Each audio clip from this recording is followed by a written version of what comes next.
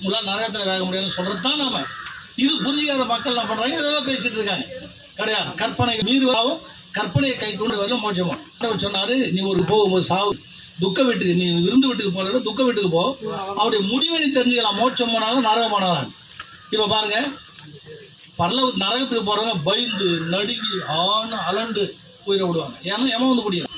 கர்த்தர்கிட்ட போகிறவங்க பொறுமையாக வந்தவொடனே எங்கள் பையனை கேட்டேன், எப்பா அம்மா அப்படி பார்த்தாங்கப்பா, நீ ஜோம் பண்ண அப்படியே ஆவி விட்டாங்க, ஒரு சின்ன ஆகிவிட்டோம், அவ்வளோதான்.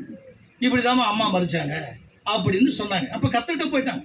நான் ஒரு நாள் ஒரு கணக்கு பிள்ளைகிட்ட சொன்னேன், ரிஜிஸ்டர் ஆஃபீஸில் ஒரு நன்மை, எப்பா நீ அதிகமாக என் கூட தம்பி மாதிரி பழகிட்டு இருக்கிற, உலக முடிவு நரக மாட்டேன் என் ஆண்டவர் கேட்பாரு, இயேசுவத்துக்குப்பா சர்ச்சைக்கு வைப்பாங்க.